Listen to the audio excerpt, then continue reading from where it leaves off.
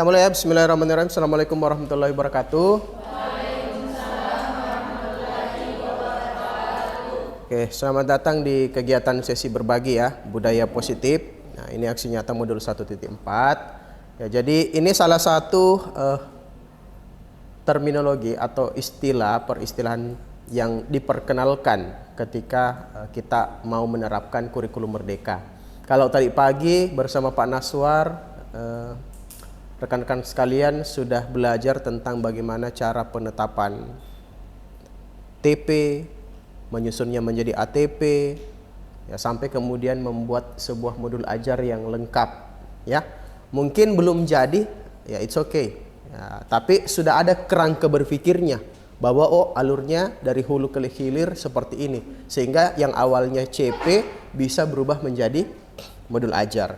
Kenapa itu penting? Karena itu adalah basic knowledge kalau kita mau mengembangkan nanti yang namanya pembelajaran diferensiasi. Ya, sebenarnya orang yang belum melulusi keilmuan tentang pengembangan modul ajar, ya, itu belum disarankan masuk ke pembelajaran diferensiasi. Ya, kenapa? Ya, cara menyusun perencanaan saja belum tahu, apalagi pengembangannya. Kan begitu logika berpikir ya, Pak? Ya, makanya kita di materi pertama tadi pagi itu adalah modul ajar, ya. Nah, sekarang kita masuk ke budaya positif. Ya, biasanya budaya saja, tapi ini ada budaya positif. Oke. Kenapa disebut dengan budaya positif? Itu yang mau kita jawab. Ya, mungkin hari ini yang sudah jadi guru, ya, atau yang ada juga yang sementara PPL, atau ada yang mengikuti kampus mengajar, ya, pasti sudah bersentuhan dengan peserta didik yang beragam. Ada yang sok kenal, toh? Ya, ada yang pendiam, kan? Ya, ada yang aktifnya minta ampun. Ada juga yang cerdasnya luar biasa, ada juga dentoa sekali, ya, paling bijak di satu kelas. Ya, ada juga yang paling paling olahragawan, kan begitu. Ya, itu namanya keberagaman ya, ya keberagamannya anak-anak. Nah, sekarang kita berupaya untuk membangun dan mengembangkan sebuah budaya positif di sekolah.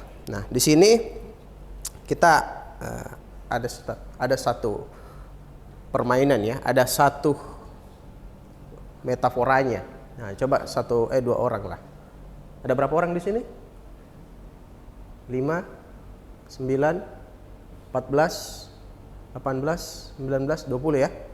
Ya, asli orang semua? Ya, oke. Karena ini selalu menghindari tatapan, silahkan maju duluan. Ya, saya tuh malah mencari orang yang menghindari tatapan saya, karena biasanya orang yang menghindari tatapan itu tidak mau ditunjuk. Ya, tiba-tiba semua melihat saya. ini. Ya. Oke, sini, hitam lawan hitam. Ya. Sini. Ya. Kenapa lu pakai caranya jalan? Ya, sini. Ya, sini satu berhadapan, Ki. Ya, bukan ini ajang tinju. Ya, meskipun gambarnya itu. Oke. Sekarang coba robek satu lembar kertas, tak? Ya, satu lembar mau saja. Ya. Kalau satu rim terlalu lama. Ya, bisa pinjam pulpennya? Oke. Sekarang coba, siapa nama tak? Iva, sini dulu Iva. Tulis Ki satu nilai, terserah nilai apa. Di dalam sini. Angka. Nilai kehidupan. Kedisiplinan, kesehatan, keselamatan, itu nilai. Satu saja. Ya, jangan terlalu dipikir, ini bukan ujian nasional. Oke. Terima kasih, Nak. Sekarang kamu pegang erat-erat. Ya, di sini silahkan. Ya, perlihatkan ke dia. Tapi jangan juga begini ya. Itu namanya ajak berkelahi. Diperlihatkan, ya, diperlihatkan begini. Ya, dia punya nilai. Iva punya nilai. Siapa nama tak? Vira. Nah, Vira, sekarang tugasnya Vira bujuk dia supaya dia mau memperlihatkan isi tangannya. Bujuk Ki, sampainya dia mau. Coba bagaimana cara tak bujuk? Tidak kuliah aja Ki.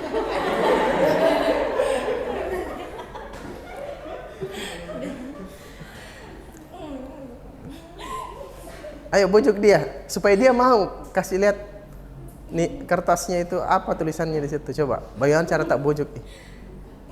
Lakukan segala cara.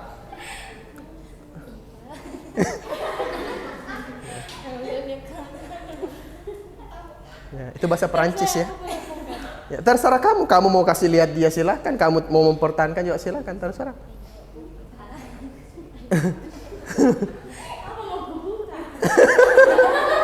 Wah. Ini multi tafsir ini. Nah, ayo. Coba Bim. Oh, ternyata dia pesulap. Hari di tangan-tangan tiba-tiba hilang.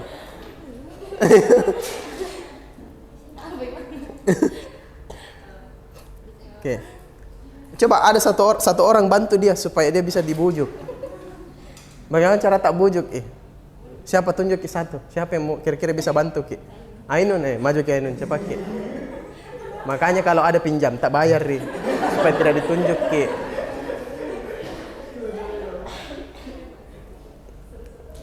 Ayo, Ainun. Maju cepat Ainun. Jangan gugur sebelum berkembang. Bujuknya. Dua orang makin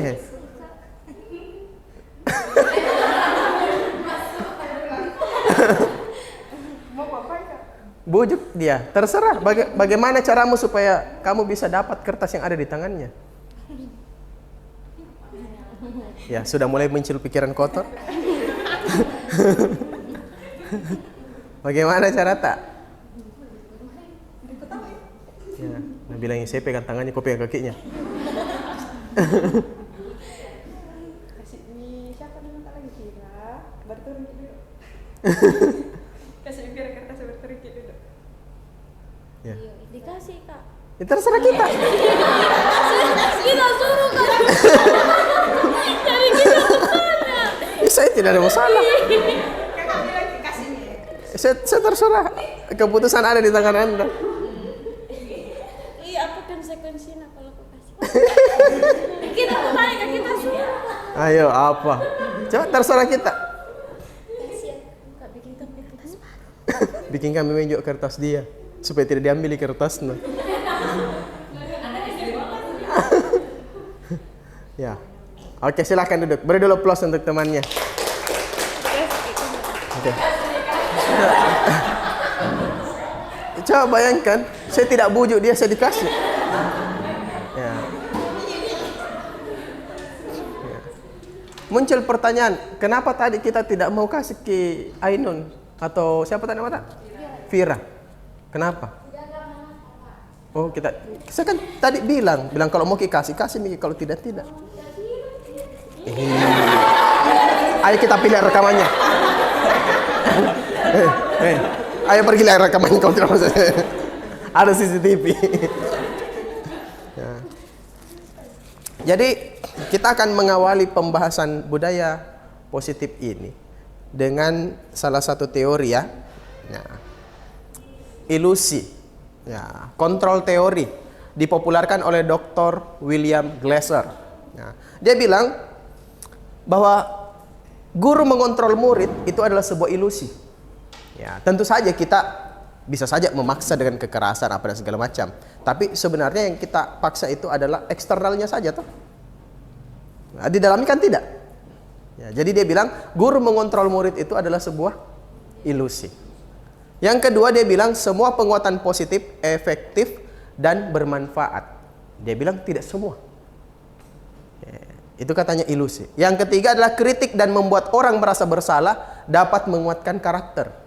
Dia bilang itu ilusi. Ya, terus dia juga bilang orang dewasa memiliki hak untuk memaksa.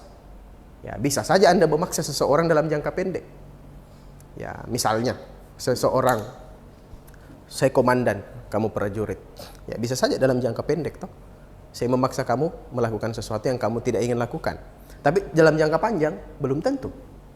Ya, makanya itu disebut dengan ilusi. Nah, kenapa kita membahas ini? Karena kita akan masuk dulu di awalnya apa makna disiplin. Nah, di sini ada revisi terbaru dari kata disiplin. Kalau kita biasa standarnya mengatakan disiplin itu adalah mentaati peraturan. Betul ya?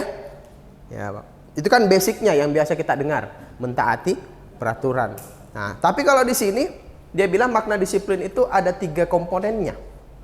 Pertama, bertanggung jawab. Yang kedua, nilai kebajikan. Ya toh? 3, didasarkan pada nilai. Ya, jadi orang dikatakan disiplin kalau dia melakukan sesuatu itu berdasarkan nilai-nilai yang ada di dalam dirinya. Ya, kan? Jadi karena dia melakukan itu berdasarkan nilai-nilainya sendiri, kalau ada kekeliruan yang terjadi, dia akan bertanggung jawab. Ya, itu namanya disiplin. Ya, jadi itu pengembangan definisinya seperti itu. Jadi yang awalnya hanya sekedar mentaati peraturan, disiplin berubah drastis dengan memadukan 3 esensi. Didasarkan pada nilai-nilai, kemudian bertanggung jawab, kemudian melakukan sesuatu ya.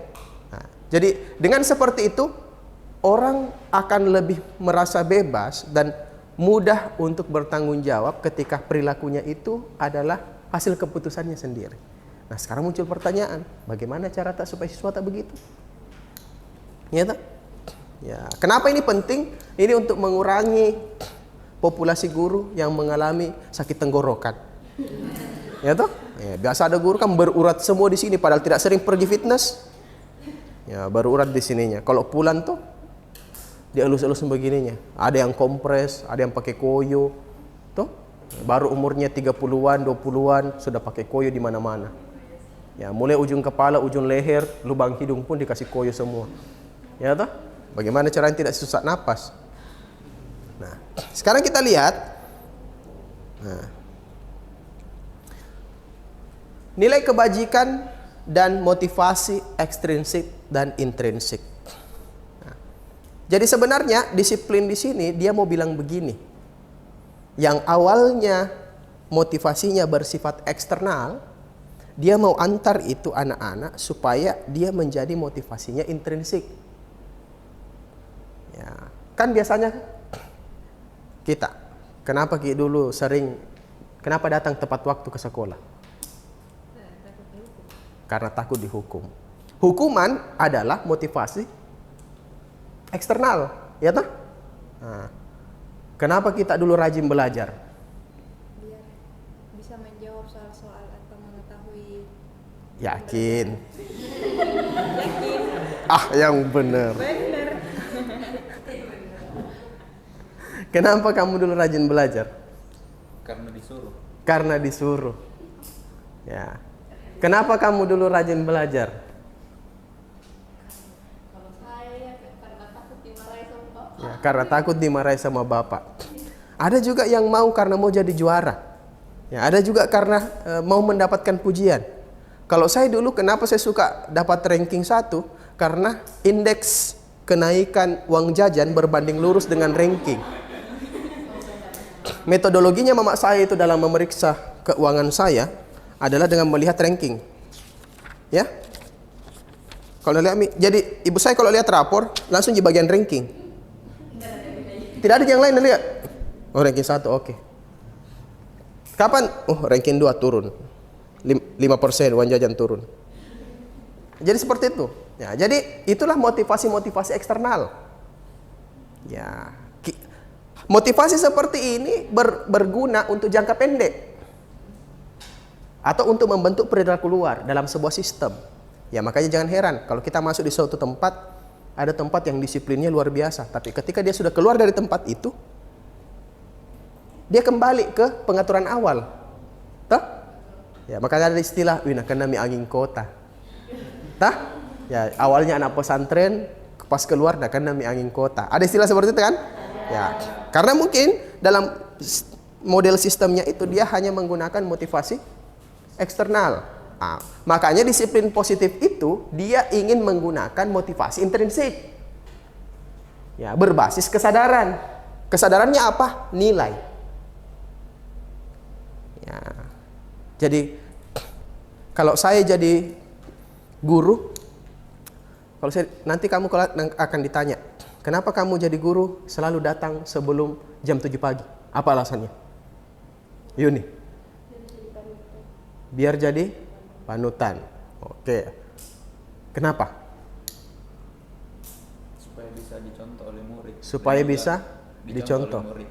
Dan juga supaya murid yang datang lebih awal itu bisa kita handle, kayak tidak main-main kan? Kita bisa handle. Oke. Jadi jawaban seperti itu, kalau itu sudah bersifat alam bawah sadar di kita, maka kita sudah bekerja menggunakan nilai intrinsik.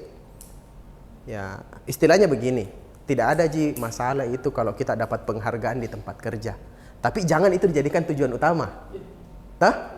Sehingga kalau kita tidak dapat, kita tidak mau berbuat lagi. Ya. Jadi itulah yang mau dibangun. Ya, makanya kemarin di diklat kepala sekolah di salah satu provinsi, pematerinya bilang begini, guru itu tidak hanya mengajarkan pembiasaan, tapi juga penyadaran. Maksudnya penyadaran itu apa? Supaya pembiasaan yang ada di sekolah, kalau di luar sekolah tetap jina kerja. Karena motivasinya bersifat intrinsik. Ya. Nah, jadi untuk jangka pendek, motivasi eksternal mungkin akan efektif. Ya, contoh misalnya Ainun lompat-lompat di atas ranjang. Ya toh? Datang bapaknya, "Nggak mau ke turun." Ya toh? Efektif pada saat itu. Tapi bapaknya pergi, apakah dia akan lanjut? Lanjut. Ya toh? Nah, itu maksudnya. Tapi kalau dia diminta turun, diajak bicara, dibangun nilai di dalam pikirannya, bapaknya pergi, nilainya masih tinggal. Ya toh? Nah, itu. Di situ pemaknaannya. Oke, kita lanjut. Nah, sekarang ciri khasnya kurikulum merdeka, kelas-kelasnya itu tidak tertulis lagi yang namanya peraturan kelas. Kalau kita dulu ada namanya tata tertib. Tuh. Biasanya itu diketik di satu HVS. Ya, fontnya Times New Roman, kalau bukan Arial. Ukuran 12, kalau Times New Roman, 10 kalau Arial. Tuh. Nah, di mana disimpan? Di belakangnya pintu. Siapa mau lihat ini cicak? Ya toh? Siapa yang buat itu peraturan? Guru. Maka muncul 3 istilah dalam perkembangannya. Ada peraturan kelas, kesepakatan kelas, keyakinan kelas. Siapa yang mau berpendapat? Kira-kira apa perbedaannya dari ketiga makhluk ini? Ya. Jangan merasa dituntut benar. Ya. Kenapa kita itu sukar berpendapat? Karena kita mewajibkan benar baru boleh berpendapat. Ya, kita tidak menganggap bahwa berbicara sendiri itu adalah sebuah pencapaian. Kalian berani bicara di sebuah tempat, itu pencapaian. Kalau bagus cara berbicara kita, itu keterampilan. Ya, kira-kira menurut kamu apa sih bedanya peraturan kelas, kesepakatan kelas, keyakinan kelas? Kalau kesepakatan pasti disepakati, Kak. Jadi bisa saja ada peraturan yang dikompromikan.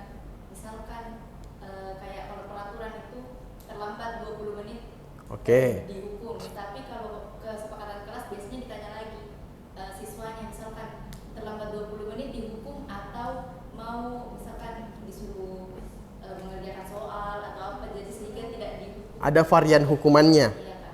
Mau lari di lapangan atau lari dari kenyataan? Bisa, jadi bisa ada kesepakatan antar guru sama siswa. Oke. Kalau saya begitu, Kak, kayaknya kelas nggak pernah. Oke, ada lagi? Ya enggak apa-apa kalau cuma satu yang pernah kamu dengar ya satu aja. Ya, ada lagi? Ya. Apakah kita lihat di situ? Tidak mau jaga lagi, tunjuk ke. Pasti dia bilang menyesalku duduk di sini. Coba aku tahu di situ katanya duduk. Oke. Kita mulai dari peraturan kelas dulu. Siapa yang membuat peraturan kelas? Guru. Betul. Kesepakatan kelas siapa yang buat? Siswa dan guru. Berarti sudah beda tak? Keyakinan kelas siapa yang buat? Sama, guru dan siswa. Nah, itu dari sisi pembuatnya. Nah, sekarang muncul lagi perbedaan. Supaya beda keyakinan kelas dengan kesepakatan kelas, mereka harus punya perbedaan toh? Nah, apa perbedaannya? Perbedaan kedua adalah bentuknya. Peraturan itu biasanya konkret. Datang jam segini, konkret tak? Kesepakatan kelas juga konkret. Cuma perbedaannya antara peraturan kelas dengan kesepakatan kelas, pembuatannya. Yang satu langsung ambil kok, pakai itu. Kalau kesepakatan kelas tidak dibicarakan. Nah, prosesnya beda. Nah, tapi sama-sama bentuk kalimatnya konkret. Nah, sekarang apa bedanya kesepakatan kelas dengan keyakinan kelas? Dia kan sama-sama dibuat oleh guru dan siswa. Prosesnya sama. Bedanya apa? Bentuknya. Keyakinan kelas itu bentuknya abstrak. Contoh, kalau ada peraturan kelas bunyinya begini. Kalau ada peraturan bunyinya seperti ini. Minumlah air putih sekian setiap hari. Ada tak? Nah, anggaplah kamu lagi mondok ada peraturan begitu. Itu kesepakatan kelasnya, anggaplah, atau peraturan kelasnya. Nilai apa yang ada dalam peraturan itu atau kesepakatan itu? Kesehatan. Ya toh? Itu nilainya. Apa? Kesehatan. Kalau misalnya ada peraturan seperti ini, melihatlah ke kiri dan ke kanan sebelum menyeberang jalan. Apa nilainya? Keselamatan. Jadi keyakinan kelas isinya nilai. Kita menyepakati nilai. Ya, makanya dia sifatnya abstrak. Nah, bisa dipahami? Oke. Jadi ketika nanti ada siswa yang melanggar sesuatu, maka pertanyaan guru akan bilang begini, nilai apa yang telah kamu abaikan? Iya.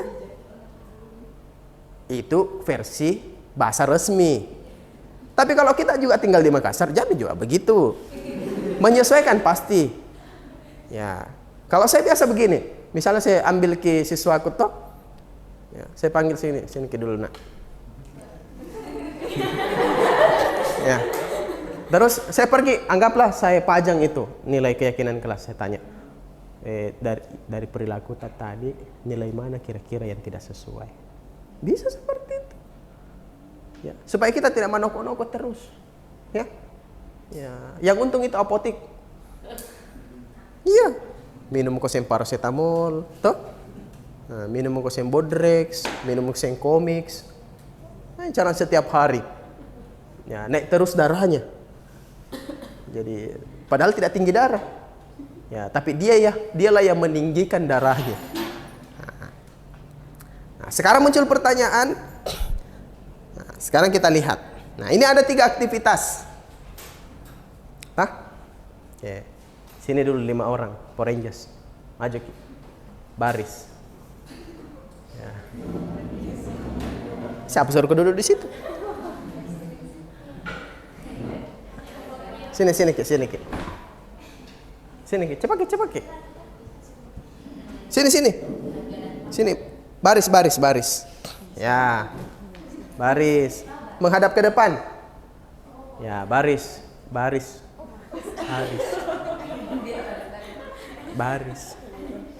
Oke. Kita mulai dari gambar 1. Sebutkan nilai apa yang muncul di dalam kepala tak. Kalau sudah itu kita sebut ke belakang. Oke? Ke belakangnya teman tak. Paham? Oke? Dari gambar ini dulu ya. Siap? Yang muncul saja. Jangan kita berpikir, benar jika itu salah kalau benar. Tidak begitu. Pikir saja. Siap? Mulai. Mundur. Ini. Mundur. Keselamatan, mundur.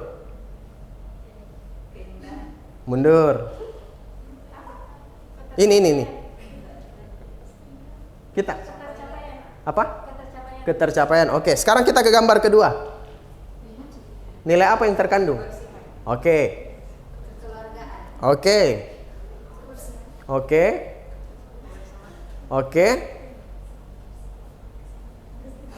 Apa? Ya. Jangan di dalam hati, saya tidak bisa dengar. Apa? Keselamatan. Oke, yang terakhir.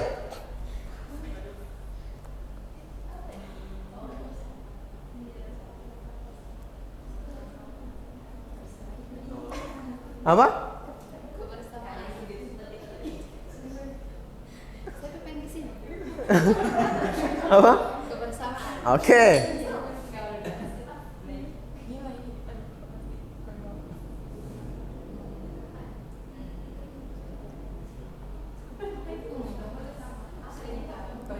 Oke.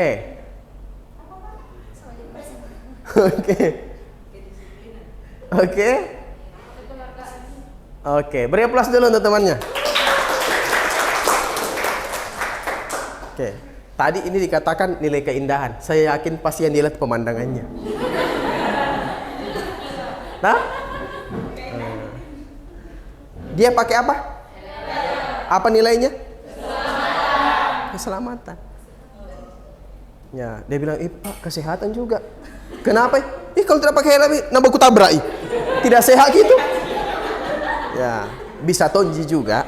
Ya, meskipun agak dipaksa. Ya. Kalau ini? Ya, kebersihan. Jadi ketika ada siswa tidak mengerjakan tugas piketnya, ya, kita ajak bicara, nilai mana yang tidak sesuai. Ya tak?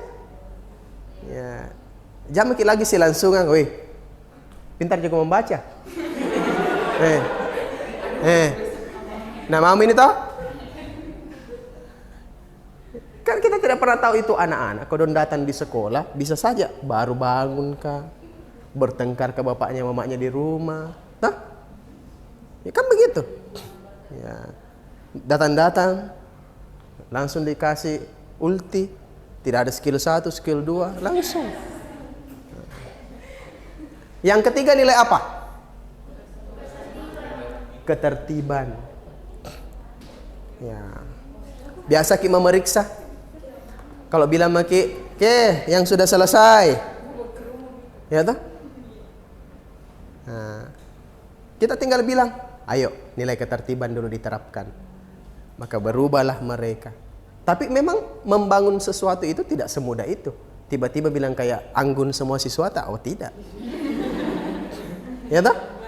Apalagi kalau kita mengajar di sekolah yang mohon maaf di samping misalnya pangkalan, toh? Ya, di samping tempat pemulung, ya toh? Sekolah kita kan biasa di situ yang mungkin penggunaan bahasa sehari-harinya, aturan-aturan sehari-harinya, ya toh? Banyak yang perlu diperbaiki. Ya, tapi berproses. Nah, muncul sekarang pertanyaan. Tadi keyakinan kelas dibuat oleh siapa? Oke, isinya nilai bersifat abstrak. Tah? Bagaimana caranya? Supaya ada keyakinan kelasnya. Di kelas tak? Apa dikerja? Kalau kira-kira di bayangan tak bagaimana posnya? Ketambah cerah kuliah posnya. Anemia kapan?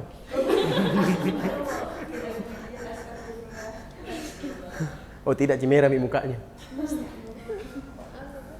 Hah? Bagaimana caranya kira-kira kalau kamu ingin ada nilai di dalam kelasmu? Mungkin yang sering diterapkan di kelas. Yang mungkin sering diterapkan. Oke, kita. Siapa nama tak? Alma. Elma. El. Ya, Dul. Bagaimana supaya ada nilai? Membuat aturan. Oke. Anak-anak itu pikirannya konkret atau abstrak? Ya, konkret. Maka ini kemarin saya simulasi. Ya. Saya simulasi di salah satu kelas. Bagaimana caranya membuat keyakinan? Ya, pastilah keyakinan kelas itu dibuat di sebelum pertemuan pertama bagusnya. Bagusnya begitu. Ya, misalnya kita sudah tahu, kan biasanya itu kan di akhir semester ada rapat penentuan di mana kita berada.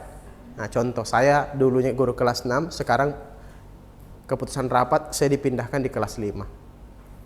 Ya, karena di situ katanya ada AKM. Jadi Pak Taslim fokus pengembangan AKM.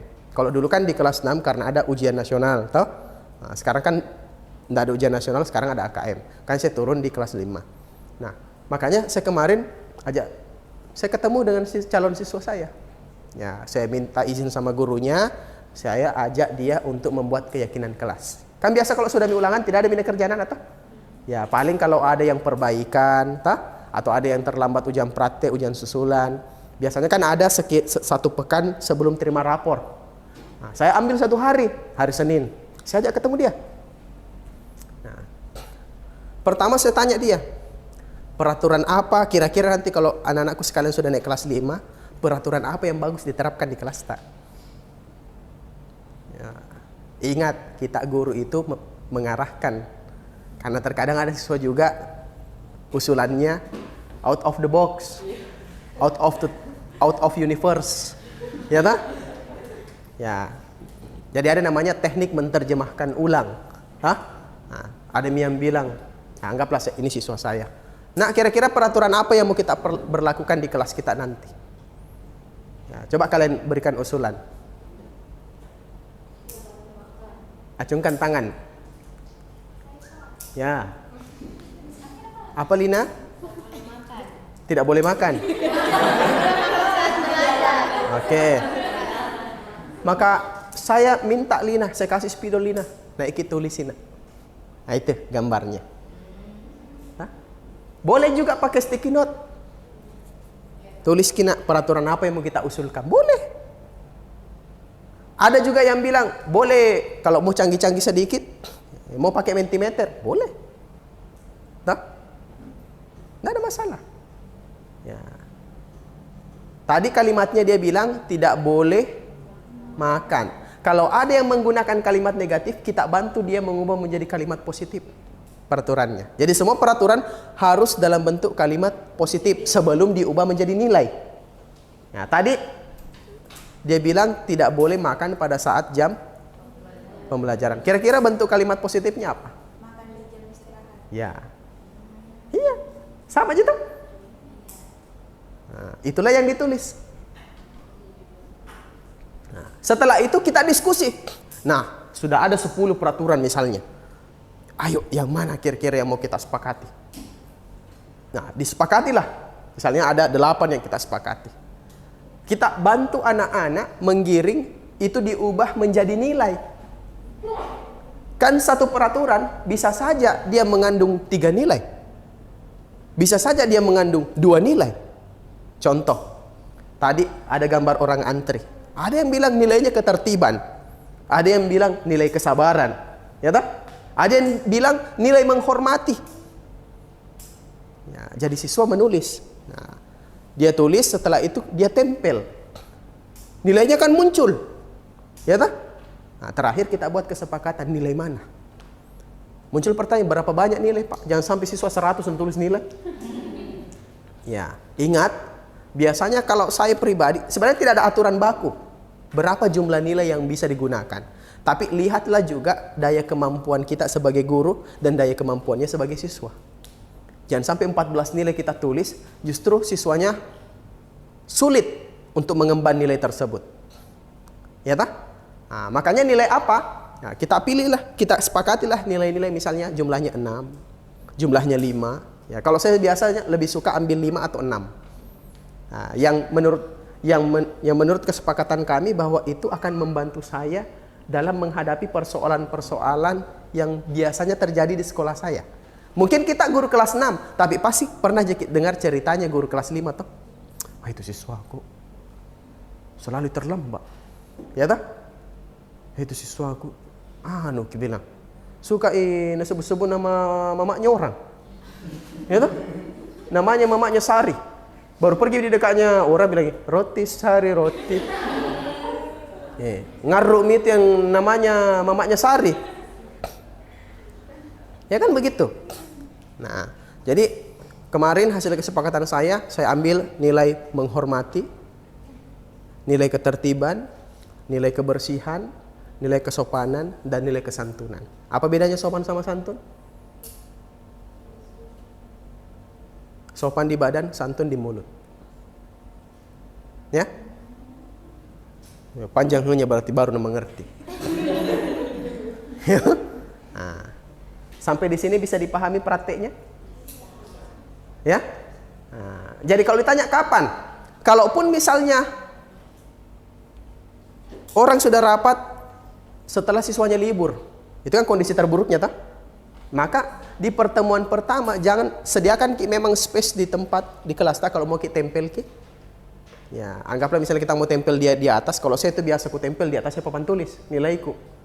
Ya, nilai-nilai keyakinan kelas kita. Saya tulislah di situ. Nah, tapi kalau misalnya belum dibuat, berarti pertemuan pertama kasih kosong dulu di situ.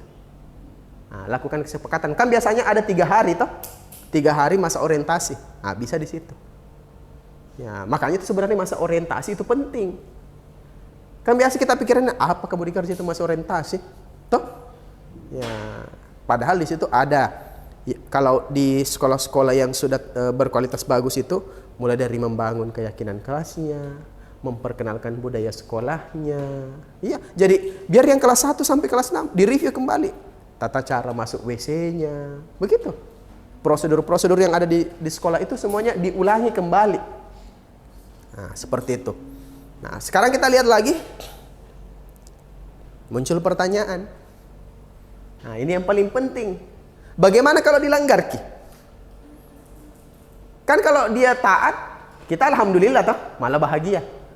Tapi yakin saja pasti ada masanya di mana ada siswa yang berperilaku tidak sesuai dengan nilai yang sudah kita sepakati. Apa kira-kira mau dikerja? A. Jallo. B. Kesurupan. C. Lari ke arah kantor sambil menyeka air mata. Ternyata kan biasa begitu toh? Ada guru lari di kantor. Ya toh? Untung baik kalau air matanya jenis seka ikut tong ingusna. Jadi tertarik ke sini. Nah, itu yang bahaya itu. Nah. Jadi di sini harus kita perhatikan, kalau biasanya kan di sekolah kalau peraturan dilanggar apa yang akan kita dapatkan? Hukuman. Kalau kesepakatan kelas kita langgar, apa yang biasanya kita dapatkan? Konsekuensi. Tah?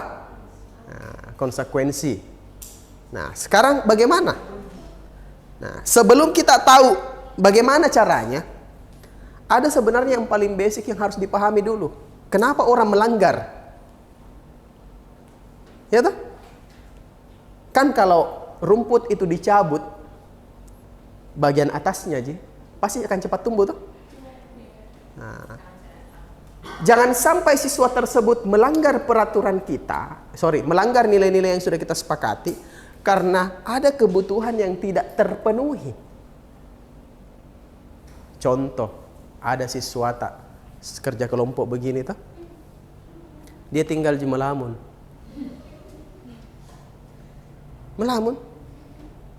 ya, baru mukanya pucat, kayak orang anemia. Ya, jangkik langsung bertanya, kau iya apa nu kerja? Enak, cukup menjadi beban keluarga kau, jangan jadi beban kelompok lagi. Ya, ya toh? Atau kita langsung gertak, tulis namanya yang tidak aktif. Ya toh? Sampai-sampai ada yang bikin presentasi bagian penutupnya, Anto tidak berkontribusi. Ya, padahal kita bisa tanya. Kalau kita lihat muka anemia, bibir pecah-pecah, ya, kita tanya dulu, nak, sudah jadi sarapan? Dia bilang, belum Pak. Ternyata ada kebutuhan yang belum terpenuhi. Ya toh? Nah, makanya dari sisi manusia ya, ini aspeknya aspek manusianya saja. Ya, tidak diambil di keyakinan. Nah, karena yang tulis itu Bapak Dr. William. Ya, bukan Ustaz Maulana. Ya, jadi dia hanya melihat dari sisi manusianya. Nah, kita lihat. Ada 5. Yang pertama bertahan hidup. Itu tadi. Mungkin lapar itu dong. Kurang tidur. Ya toh? Ada siswa datang kayak setengah jawanya sampai. Ya, mungkin karena dia nonton laga Indonesia lawan Filipina. Ya toh?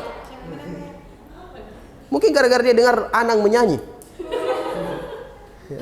Setelah Anang menyanyi, 7-8 ikut juga menyanyi. itu namanya bertahan hidupnya.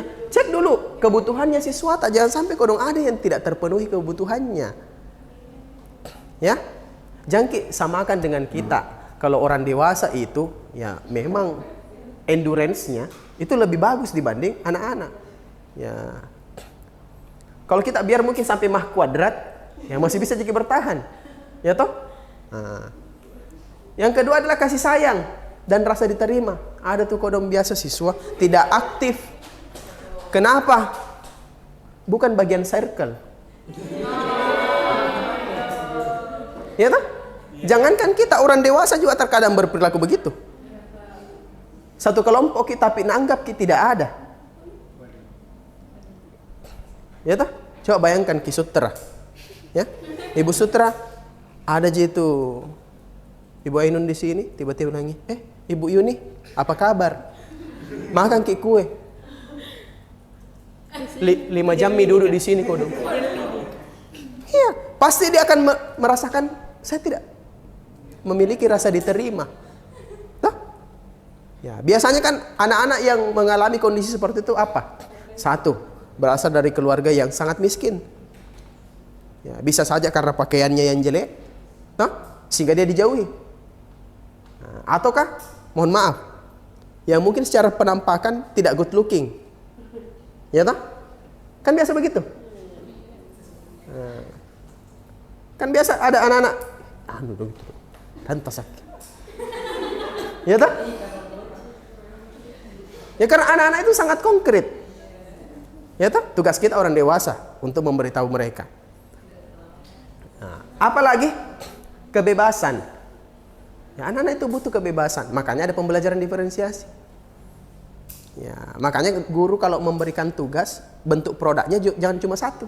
Kalau bisa lebih daripada satu, ya bisa memilih, kenapa tidak? Ya, sama-sama misalnya membuat yang mau dicapai misalnya penguasaan untuk pemahaman terkait organ pencernaan. Bisa saja tugasnya ada yang membuat komik, ada yang membuat prakarya, ada yang menulis, ada yang membuat nyanyian. Yang penting kontennya sama. Ya. Terkadang juga orang tidak merasa bebas. Ya. Gara-gara pengaruh seperti itu. Ya, ada juga namanya kesenangan. Ketika dia tidak menikmati. Ingat, kesenangan itu jangan dimaknai bahwa siswa harus dikasih ketawa terus ya. Ya, karena ini bukan acara stand up komedi. Ya, kesenangan di dalam ruang belajar itu artinya dia menikmati. Ya, ada kepuasan ketika sudah diajar sama kita. Ya, makanya kalau ada siswa lurus tangannya begini, mukanya menempel di meja, itu gejala orang yang tidak terpenuhi kebutuhannya. Ya, bisa saja kesenangan, bisa saja kebebasan. Ya, penguasaan. Ya, ada juga orang yang membutuhkan pengakuan terhadap apa yang bisa dia lakukan. Ya toh? Contoh ada seorang anak datang ke bapaknya. Ayah lihat ini gambar kak. Terus bapaknya bilang, oh iya.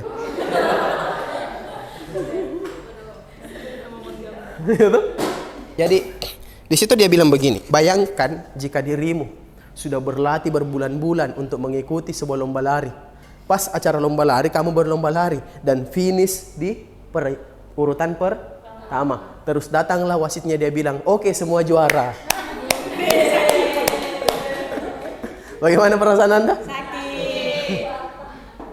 Itu orang butuh itu diakui. Ya, Anda saja kalau tidak diakui keberadaannya, bagaimana perasaan Anda? Ya toh? Nah, jadi cek dulu alasannya kenapa itu anak-anak melanggar sebuah nilai. Terkadang karena kebutuhannya tidak terpenuhi. Nah, kalau kita sudah paham itu, apa penanganannya? Hukuman, konsekuensi, segitiga restitusi. Ya. Yang sering kalian dengar hukuman dengan konsekuensi, tak? Oke.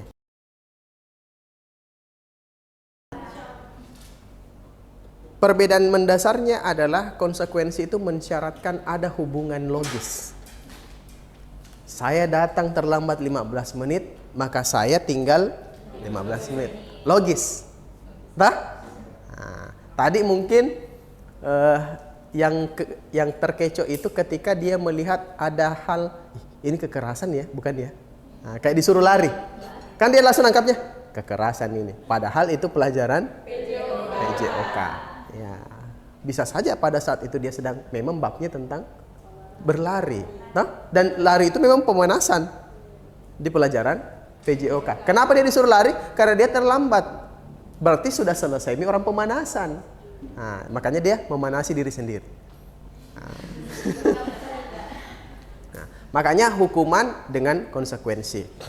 Di tahun 2013 sampai di tahun 2022 lah, itu kebanyakan sekolah swasta menganut konsekuensi logis. Ya. Dan menggunakan kesepakatan kelas. Ya, meskipun dia masih menulisnya sebagai peraturan kelas, tapi dari prosesnya itu sudah mengikuti guru dengan siswanya bersepakat. Tapi masih dia tulis peraturan kelas. Tapi sebenarnya kalau secara istilah dia sudah masuk dalam kesepakatan kelas. Nah, sekarang kita diperkenalkan satu alat untuk melakukan pemecahan masalah. Ketika ada siswa kita yang melakukan sebuah pelanggaran terhadap nilai. Namanya adalah segitiga restitusi. Ya. Nah, ingat, segitiga restitusi ini bukan mencari penyelesaian yang langsung terjadi di situ, tidak. Tapi dia membantu peserta didik untuk menentukan bagaimana cara dia bertanggung jawab. Bukan kita yang menentukan caranya bertanggung jawab. Kalau konsekuensi itu kan dia auto, langgar dapat. Tapi kalau ini akan berbeda. Segitiga restitusi itu misalnya dia mengejek gini. Dia bilang, "Ih, kamu telalatmu banyak." Ya toh? Atau dia bilang, "Kamu itu telalat atau rasi bintang." Ya, saya pernah dapat siswa bilang begitu. Pas lagi di pembelajaran tata surya. Ya, jadi dia sangat kontekstual ejekannya. Dia bilang, "Itu sana, itu telalat atau rasi bintang." Ya, satu kelas ketawa. Ya, gurunya itu imannya mami kasih bertahan, dia tidak ketawa. Ya, karena memang kalau di acara stand up comedy kayaknya memang orang akan ketawa, tapi gurunya itu imannya mami kasih kuat-kuat. Ya tuh. Nah, bagaimana cara penyelesaiannya? Nah, kita nanti akan mengantar anak tersebut melalui 3 proses. 3 tahapan. Tahapannya itu adalah ini. Menstabilkan identitas. Ketika orang melakukan pelanggaran, melakukan kesalahan, biasanya dia tidak dalam kondisi tidak stabil. Toh? Biasanya mau cari pembenaran, atau kayak yang dia terlibat konflik emosional, biasa kayak masih marah. Ya toh? Nah, maka di sini menstabilkan identitas itu kita berusaha untuk membuat anak tersebut dalam kondisi stabil. Ya. Nah, saya pakai konteks bahasa Makassar saja ya. Dalam bahasa-bahasa non informal saja. Misalnya Acok nama siswa saya. Misalnya Acok Acok men-tackling temannya pada saat bermain bola. Tapi kakinya, tackle-nya itu sampai ke gigi. Ya, nah kala-kala Kapten Subasa.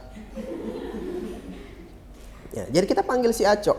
Ingat, segitiga restitusi itu sebaiknya dilakukan segera setelah permasalahan itu dimulai, terjadi. Jangan ditunggu besoknya. Ya, apalagi kalau satu semesternya, Pi. Ya, mungkin Acok juga sudah lupa apa yang terjadi. Ya. Jadi kita panggil, pastikan tempat tersebut nyaman.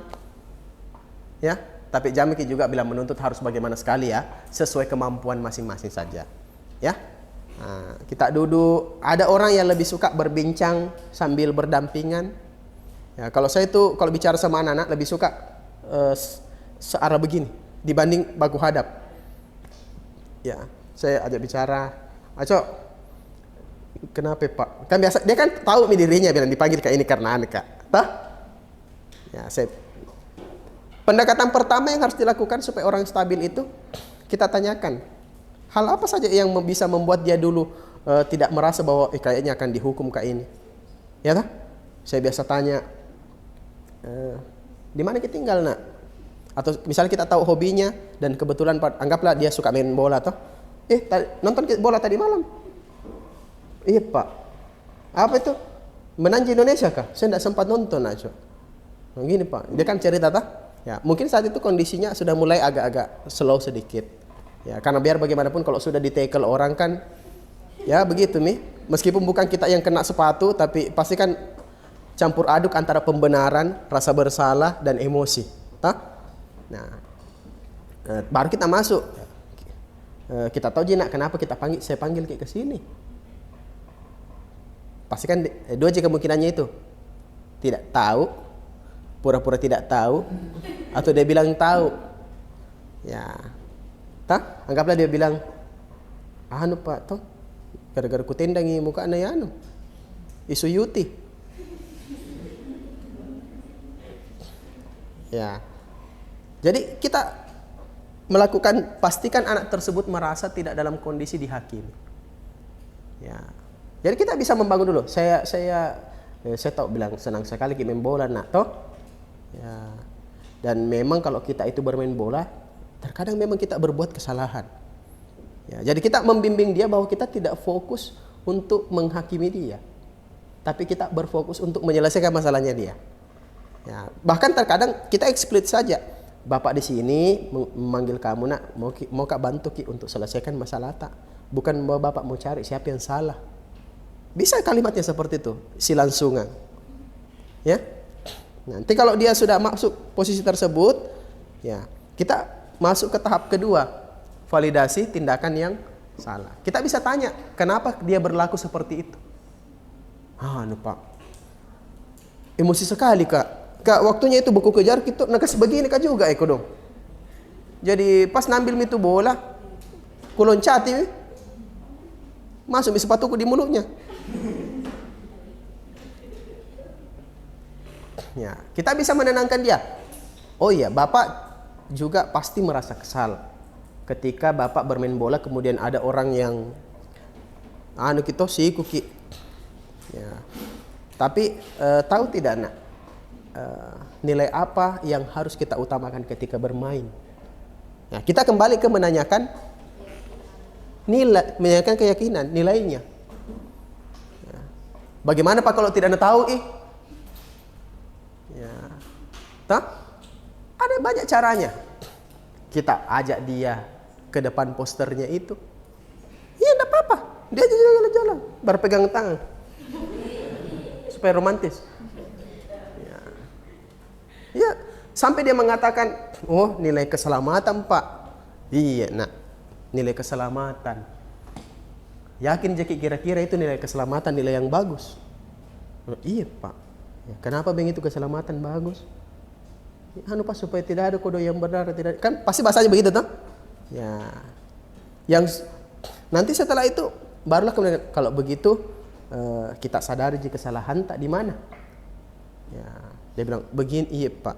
Nanti kita tanya dia. Jadi bagaimana caramu untuk menyelesaikan ini masalah kira-kira?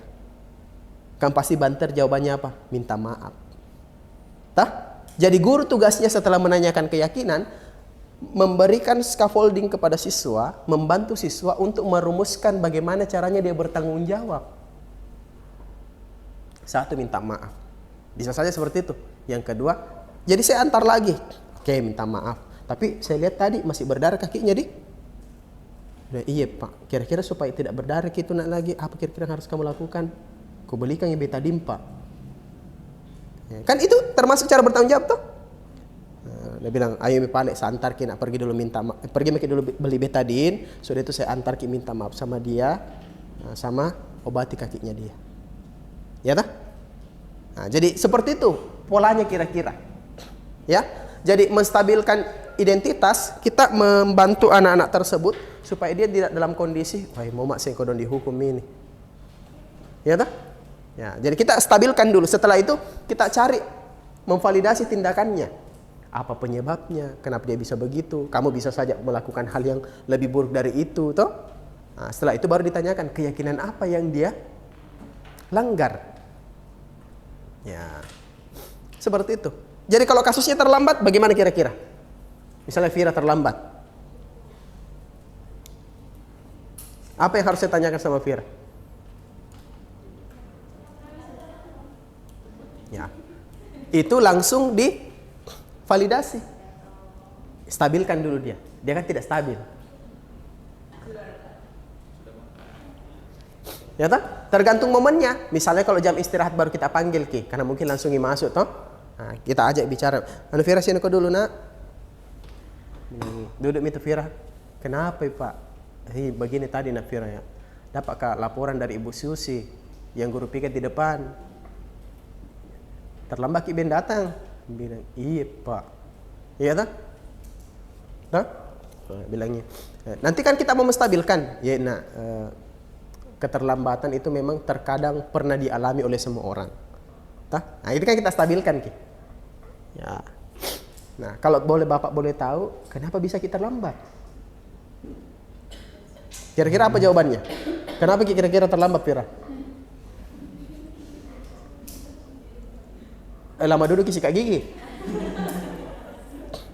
Ya, anggaplah misalnya dia bilang, nupak kudu terlambat ka bangun.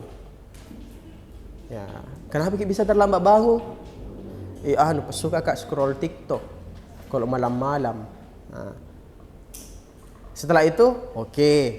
Ya, kalau baru kita masuk ke tahap ketiga. Kalimat pengantarnya mungkin baik. Bapak juga biasa ya, nonton reels. Ya, dan itu memang mungkin sesuatu yang menarik. Ya, tapi saya kira kita juga harus perlu melakukan memilih-milih kapan kita menonton itu. Nah, kalau dari keterlambatan tadi, nah kira-kira nilai apa yang kita langgar dari nilai-nilai kesepakatan kelas kita? Jawabannya apa kira-kira? Apa? Oke, misalnya kedisiplinan. Apalagi? Ketertiban. Ya tak? Nah, lanjut. Jadi bagaimana cara kamu supaya ini bisa kita perbaiki? Kira-kira jawabannya siapa namanya? Vira apa? Tidur kak lebih awal Pak. Ya toh? Ada hal lain tidak yang bisa kamu lakukan selain tidur awal? Ku kasih tahu mamaku bilang kasih bangun kak. Nah, kita bisa bilang, lebih bagus lagi kalau kamu bangunnya sebelum subuh nak, supaya bisa pergi sholat subuh. Nah, bisa juga pergi sama bapak tak? Ya, kita asumsikan saja bapaknya bangun sholat subuh juga. Ya tak? Ya, itulah pentingnya guru mengetahui siswanya. Nah, dari situ kita tanya lagi, kira-kira kapan akan kita mulai nak? Ya, dia akan bilang, mulai besok Pak, insya Allah. Wah, Anda mulai khawatir karena dia bilang insya Allah. Ya, karena beda insya Allahnya orang Indonesia. Nah, akhirnya ingat, kalau kita memberikan sebuah program perbaikan diri, maka pastikan ada yang namanya controlling. Ya, anggaplah minimal selama 1 pekan itu kita dampingi Vira. Kita pastikan Vira itu ada. Dan jadi kita akan tutup bilang begini, oh iya kalau begitu nah, nanti saya tanya juga Mamita. Kan biasa orang pakai mami di sini tuh. Nanti saya tanya juga mami tadi, ya supaya bisa bantu Ki. Nanti saya tanya mami Baya. Anggaplah nama mamanya Baya. Ya, gitu. Oke, gitu ya. Bisa terbayang nggak kalau ini dalam konteks bahasa kita sehari-hari? Ya. Tahapan ini terkadang juga kita melewati, mungkin ada tahapan yang kita lewati karena kondisi tertentu. Mungkin saja kita langsung menanyakan keyakinan. Ya, normalnya berurut seperti ini. Tapi kalau kita melihat, oh stabil gini anak. Atau misalnya kita tahu juga kegiatan.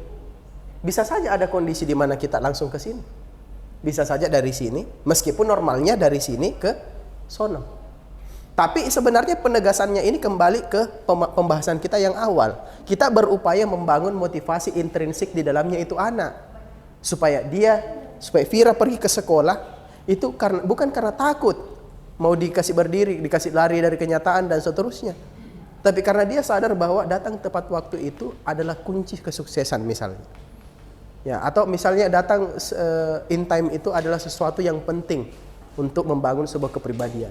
Ya, ketika anak-anak sudah bisa mengucapkan kalimat dentoa, itu kan kalimat dentoa, tidak mungkin dia susun itu. Dulu saya pernah ketemu siswa yang cerita-cerita berdampingan begini. Adik kakak ini, dia bilang, "Wih, sakitnya perutku dek." Kakaknya ini, "Wih, sakitnya perutku." Langsung dia bilangi adiknya, "Apakah kita sudah di mana? Apa kita sudah makan?" Saya bilang, tadi beli ke itu makanan di depan gerbang." Baru ini adiknya bilang begini. Ini adiknya kelas 1. Ini kakaknya kelas 4. Dia bilang, "Makanya kalau beli ke itu makanan jangan cuma enaknya tapi gizinya juga." Iya. Munculnya anak dentoa itu sebenarnya itu adalah investasi lisan guru. Ya toh? Mana? Tidak mungkin dia yang kreasi itu kalimat sedemikian rupa. Ya toh? Jadi anak-anak seperti itu adalah anak-anak yang mendapatkan investasi lisan dari gurunya. Oke? Ya, bisa dipahami? Oke, menurut kalian mungkin tidak ini dilakukan di sekolah? Ya. Jadi nanti ketika kamu menjadi wali kelas, ya toh? Atau misalnya tahun depan sudah ada yang dapat kelas untuk dirinya pribadi, ya, atau mungkin memang sudah dapat kelas semester ini, nanti ke depannya dia mau melakukan perubahan. Ingat, restitusi itu kan ada bagian menanyakan keyakinan. Tidak mungkin kita tanya keyakinan kalau tidak ada keyakinan kelas. Ya toh? Dasarnya dari mana? Keyakinan kelas. Nanti kita tanyai nilai-nilai, kamu tahu tidak nilai-nilai apa yang kita yakini? Nanti dia bilangnya agama Islam. Karena dia pikirnya keyakinan adalah agama ditanyakan. Ya toh? Nah, gitu. Jadi basicnya adalah kalian harus membangun dulu nilai-nilai yang mau diyakini. Ketika keyakinan kelas sudah ada, maka kita pupuk dengan pembiasaan dan kita selesaikan dengan segitiga restitusi ketika ada yang bermasalah di situ. Ya, ini susah-susah gampang memang. Susah-susah gampang diterapkan. Kenapa? Karena terkadang yang kita hadapi itu adalah anak-anak yang inputannya itu misalnya berasal dari daerah Texas. Ya, pasti effort kita lebih besar dong. Ya. Maksudnya daerah Texas itu contoh, saya selalu dapat siswa yang inputannya itu menggunakan bahasa kotor. Gampang menggunakan bahasa kotor. Ya, karena dia tinggal di lingkungan pasar, yang orang sehari-hari bilang SDL, bilang ini itu gampang. Ya, atau bilang tolo, gampang sekali keluar dari lisannya, kayak meluncur ya begitu. Tanpa rasa bersalah. Ya toh? Ya. Sehingga apa? Nah, itu butuh waktu. Ya. Mungkin juga ada orang yang dari misal dia kerja di sekolah yang inputannya di situ, misalnya dia sekolahnya berada di kompleks orang-orang yang terpelajar, toh? Yang mama-mamanya ikut parenting, ya toh? Yang anaknya kalau masuk sekolah, ya apa kabar Ibu Yuni? Selamat pagi. Ya, baju Ibu Yuni sangat bagus sekali kelihatannya. Ya, ada sekolah begitu. Di Kota Makassar ada sekolah seperti itu, yang siswanya menggunakan bahasa baku. Ya ada, yang rumah sekolah. Kalian pernah lihat rumah sekolah? Ya, cari di Google. Itu rumah sekolah itu begitu bahasanya anak-anaknya. Ya, apa kabar? Ya, saya senang bertemu denganmu hari ini. Iya. Bagaimana pendapat kamu? Begitu bahasanya. Ya, mungkin kalau kita kan, ya apa sih? Ya tak? Tapi kenyataannya memang ada yang inputannya seperti itu dan diperkuat lagi dengan pembiasan-pembiasan di sekolah. Ya, makanya prakteknya di lapangan itu kita sesuaikan dengan culture kita masing-masing. Ya, jangan dipaksakan. Ya, kayak tadi saya sama Sutra kita di SD di situ. Ya. Awalnya kan Sutra bilang, wah. Ya, tapi setelah kita melakukan pendekatan, saya tahu oh ini anak tipe-tipe TikTok. Ya, kita pakai bahasa-bahasa TikTok, ya baru bisa diambil perasaannya, diatur dan segala macam. Memang seperti itu. Ya, makanya saya selalu bilang guru itu harus mengenal dunianya anak-anak. Karena anak-anak kita itu terkadang terbagi-bagi. Ada anak yang terkontaminasi sosial media, yang bahasa-bahasanya tuh, ya ada yang terkontaminasi oleh skibidi-skibidi, ya tuh. Ada juga yang memang masih murni anak-anak sekali, ya tuh. Ya, ada juga anak-anak yang sangat dewasa sekali, sangat bijak sekali. Ya, iya. Jadi kita minimal tahu lah. Karena sekarang enaknya itu adalah karena sekolahnya sonasi. Salah satu manfaatnya ya, saya tidak bilang pasti ada minus negatifnya lah. Ya, tapi salah satu bentuk positif dari sonasi itu adalah karena sedikit banyak culture mereka sama. Hah? Ya, karena baku tetangga ji. Malah mungkin berkeluarga ji. Ya, jadi itu salah satu kelebihannya karena culture-nya sama atau relatif sama. Kecuali memang dia terisolasi dengan masyarakat. Ya, makanya beda sendiri ya. Itu beda lagi yang biasanya itu kalau datang ke di rumahnya dia tidak tahu siapa tetangga samping kanannya, siapa samping kiri ya, itu kan beda. Tapi secara umum kita berkeyakinan bahwa mereka memiliki culture yang sama. Sehingga biasanya kita lebih mudah. Oke? Saya kira seperti itu adik-adik untuk basic knowledge untuk disiplin positif. Berarti kalau masuk ke kelas yang pertama kita lihat, oh, keyakinan kelasnya ada. Oh, berarti orang ini. Kalau kita masuk, oh masih peraturan kelas. Oh, berarti ini masih paradigma yang lama. Terus bagaimana maksudnya itu tadi? Keyakinan kelas kan tertempel. Yes. Tapi maknanya abstrak. Ya, yang ditulis cukup nilai keyakinan kelas kita. Keselamatan, kebersihan, kesopanan, kesantunan. Nah, jadi dalam pembelajaran sehari-hari, nah gurunya itu harus selalu menggunakan instrumen itu untuk memberitahu bahwa konkretnya kebersihan itu ini. Nah, kan bedanya dengan peraturan satu ji, konkretnya. Kalau nilai bisa banyak konkretnya. Ya, dia fleksibel. Contoh ada siswa yang tiba-tiba misalnya bajunya kotor, sengaja jadi kotori, kita kan bisa ambil nilai kebersihan. Atau misalnya ada siswa kita bicara, mohon maaf, terkadang itu siswa ada juga yang suka meniru orang sumbing. Ya, misalnya ada teman kelas, mungkin adik kelas, kakak kelas yang sumbing, dia juga ikut-ikut bicara begitu. Ya, nilai apa yang kita akan kuatkan? Ya, menghormati. Ya, kesantunan. Nah, itu kelebihannya dari nilai karena dia fleksibel. Ya, akhirnya lambat laun karena sering diberitahu, bisa juga melalui briefing pagi. Akhirnya anak-anak jadi paham, oh keselamatan itu maksudnya ini. Oh, yang dimaksud kebersihan ini, bukan hanya menyapu-menyapu. Ya, termasuk juga kebersihan diri. Mohon maaf, misalnya bau badan. Kamu mengajar di kelas 6, sudah ada anak yang bau badan. Kelas 5 sudah ada yang bau badan. Saya itu kalau masuk materi, kan pertama saya ngajar kelas 6, saya kalau masuk materi pubertas, pasti yang paling sering saya ulangi adalah bau badan. Iya. Dan saya kasih tahu memang anak-anak bau badan itu hanya bisa tercium oleh orang lain, bukan diri kita sendiri. Kita yang bau terbiasa dengan bau tak. Karena memang ada bagian otak yang namanya saya lupa, pons di dalam sini. Dia itu fungsinya adalah membiasakan sesuatu. Contoh, kamu masuk ke WC.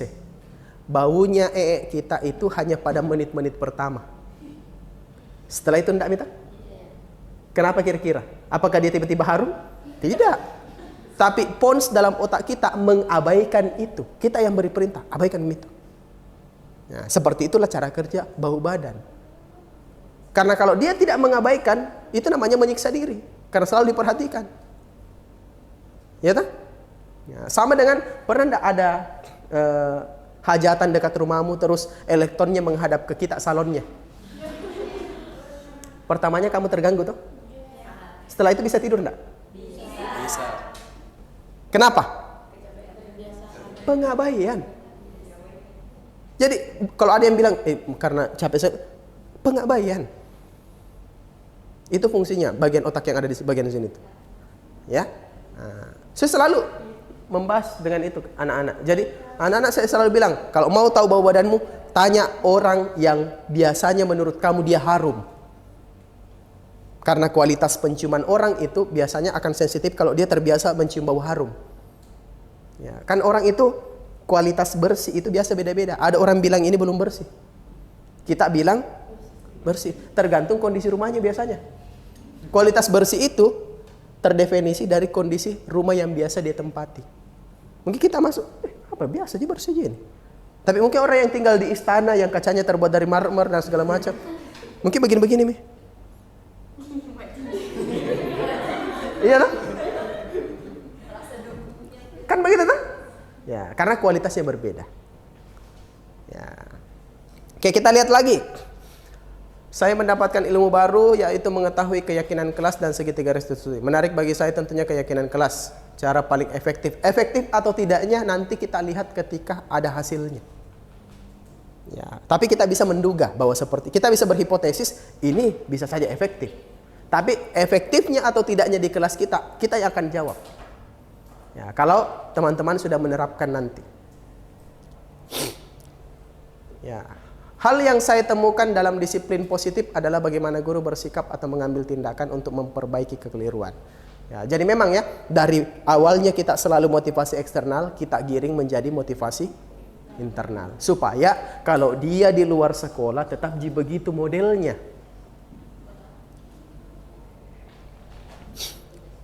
Oke? Nah, ini ada banyak masukan yang menarik ya. Ya, hasil refleksinya sudah ada 20. Oh, dia pindah slide.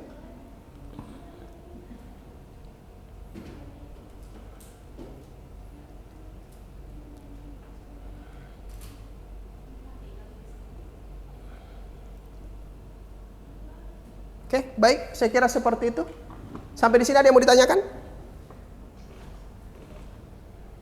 Ya, biasanya pertanyaan itu muncul ketika kita sudah bertemu lapangan. Ya, praktek itu begitu. Ilmu praktik itu ciri khasnya adalah kalau kita sudah ketemu konsep ideal, sudah ketemu dengan realitas. Nanti muncul pertanyaan. Bagaimana caranya itu Kak bikin susunan kata-kata tadi? Ya. Bagaimana itu kalau ketemu anak-anak yang tidak mau bicara? Ya toh? Kamu tahu tidak kenapa bapak kamu manggil kami di sini?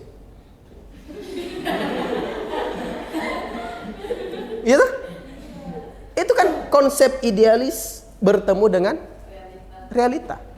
Nah, disitulah nanti membedakan keterampilan. Orang kalau terampil, dia sudah bisa menerjemahkan konsep idealis menyesuaikan dengan realitas. Itu orang terampil namanya. Nah, seperti itu ya. Oke, saya kira seperti itu untuk pertemuan kita di sharing session ini. Dan bagian terakhir adalah 5 posisi kontrol guru. Nah, ada 5 bentuk posisi kontrol guru di sekolah. Ada penghukum, ada teman, ada pemantau, pembuat rasa bersalah, dan manajer. Penghukum saya tidak perlu sebut seperti apa bentuknya, pasti Anda sudah tahu. Ya, pembuat rasa bersalah. Nah, kasih saya itu ya. Nanti akan dengar lagi nanti kepala sekolah. Tengok kira-kira bapak ditegur lagi gara-gara kita. Nah, itu pembuat rasa bersalah. Hah? Nah, selalu kepala sekolah jadikan dalil. Gara-gara kau tuh, kita misalnya satu kelas. Nah, itu datang dari kepala sekolah masuk marah-marah. Ya kan? Pembuat rasa bersalah. Teman. Ya, yang terlalu friendly. Ya toh? Gimana, Ces? Baru datang. Ya, kayak begitu. Ada juga pemantau. Pemantau itu pengguna konsekuensi logis. Dia orangnya stagnan, flat. Datang terlambat. Berapa menit kita terlambat? 15 menit. Oke, tinggal ke 15 menit nah. Pemantau. Manajer, nah itulah tadi, pengguna disiplin positif. Idealnya seorang guru berada di manajer. Tapi mungkin saja ada kondisi tertentu yang menyebabkan kita menjadi seorang pemantau. Bisa saja ada kondisi yang membuat kita menjadi teman. Bahkan bisa saja ada kondisi tertentu yang sudah sangat parah, yang sudah sangat darurat, sehingga kita bisa turun di bagian-bagian bawah. Tapi ada namanya konsep garis garis rata-ratanya, average-nya. Kan kita bukan jakit juga malaikat. Ya pasti, tapi minimal ada rata-ratanya. Rata-ratanya konsepnya kita berada di level manager. Tapi mungkin hari Sabtu mungkin ada yang permasalahan tak, toh? Belum cair gaji 13 tak atau apa seterusnya. Nah, kita mungkin turun-turun di pemantau apa dan segala macam. Oke? Ya, itu sekedar tambahan materi terkait posisi kontrol. Nanti kalau teman-teman sudah belajar menggunakan keyakinan kelas sebagai basic, mensosialisasikannya setiap hari, menjadikan dia bagian keseharian siswa, nanti siswa akan paham bahwa satu nilai terjemahannya banyak. Ya tak? Jadi tidak ada lagi siswa ditanya, apa itu jujur? Tidak bohong. Kenapa ada orang yang menjawab begitu? Karena dia tidak pernah melihat terjemahan konkret dari konsep abstrak yang disampaikan. Ya tak? Nah, tapi karena setiap hari kita punya nilai yang dijelaskan bagaimana bentuk konkretnya, anak-anak yang kalau ditanya nanti, apa itu kejujuran? Dia akan bilang apa? Oh, kejujuran adalah ketika kita mengerjakan soal ujian secara mandiri. Kejujuran. Oh, kejujuran itu ketika kita ditanya tentang kesalahan kita dan kita mengatakan secara jelas kesalahan kita. Ya kan? Ketika ditanya siswanya, apa itu kejujuran? Kejujuran itu ketika ditanya, ketika kita mengungkapkan bahwa saya tidak menyenangi kegiatan ini. Iya. Nah, seperti itu konsepnya. Ya, jadi dari konkret ke abstrak. Nah, seperti itu ya. Oke, saya kira demikian untuk pembahasan kita terkait dengan disiplin positif. Saya ucapkan banyak terima kasih. Ya, kita tutup dengan aplaus untuk kita semua. Ya, sekian, assalamualaikum warahmatullahi wabarakatuh.